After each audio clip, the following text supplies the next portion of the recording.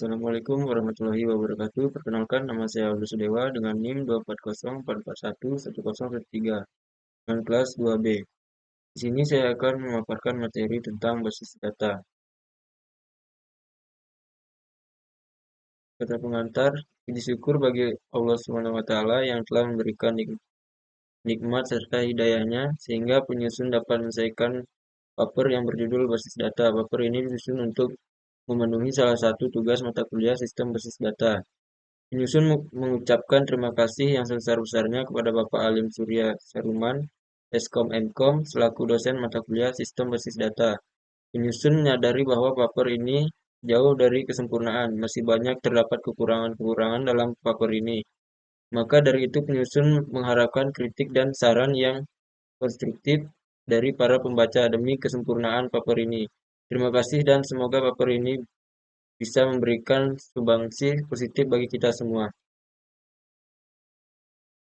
Sini ada tujuan dan manfaat. Mahasiswa dapat mengetahui tentang basis data. Yang kedua, mahasiswa dapat mengetahui sejarah dan manfaat basis data. Yang ketiga, mahasiswa dapat mengetahui apa itu DBMS. Yang keempat, mahasiswa dapat mengetahui apa saja model-model basis data. Pembahasan. Pengertian basis data. Basis data adalah kumpulan file yang saling berrelasi atau berhubungan yang disimpan dalam media penyimpanan elektronik. Dari pengertian tersebut dapat diambil kesimpulan dari masing-masing file dalam database berfungsi untuk menampung data-data.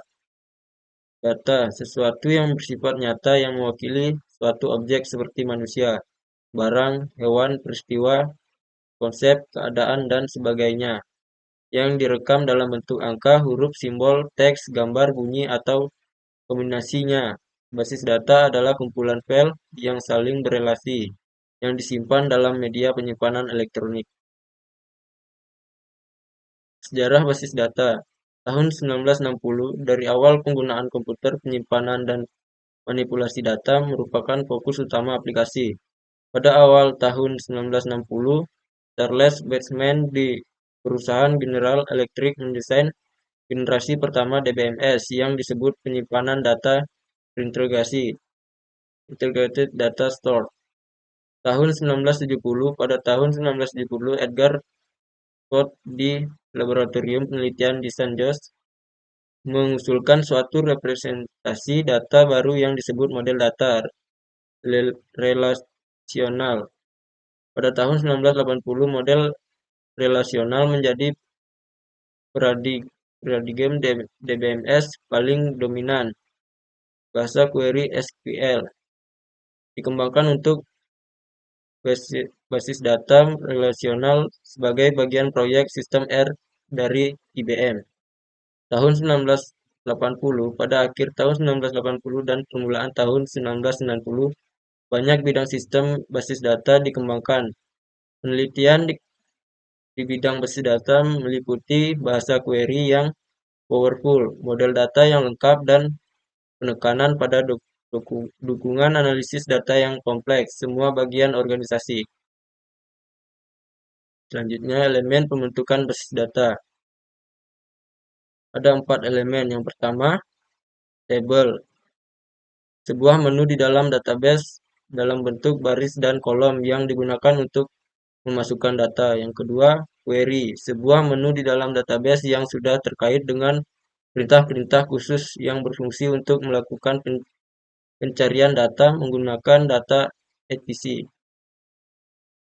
Yang ketiga, ada from. Sebuah bentuk tampilan data yang didesain sedemikian rupa sehingga proses memasukkan, pencarian, dan pembacaan data dapat dilakukan dengan mudah.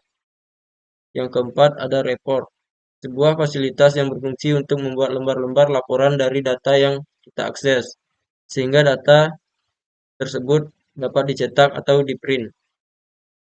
Kelebihan dan kekurangan sistem basis data. Kelebihan, data sangat cepat diakses. Yang kedua, struktur basis data mudah dilakukan perubahan. Yang ketiga, data direpresentasikan secara logik. User tidak membutuhkan bagaimana data disimpan. Kurangannya, kelompok informasi atau tables yang berbeda harus dilakukan joined untuk melakukan retrieve data.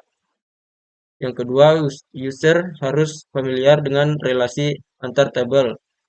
Yang ketiga, user harus belajar SQL. Baik, adapun kesimpulan, basis data merupakan kumpulan dari data yang saling berintegrasi satu dengan yang lainnya dan tersimpan dalam perangkat keras komputer serta menggunakan perangkat lunak untuk bantuan dalam mengoperasikannya. Baik, itulah presentasi dari saya. Kurang dan lebihnya mohon dimaafkan. Saya tutup dengan Wassalamualaikum warahmatullahi wabarakatuh.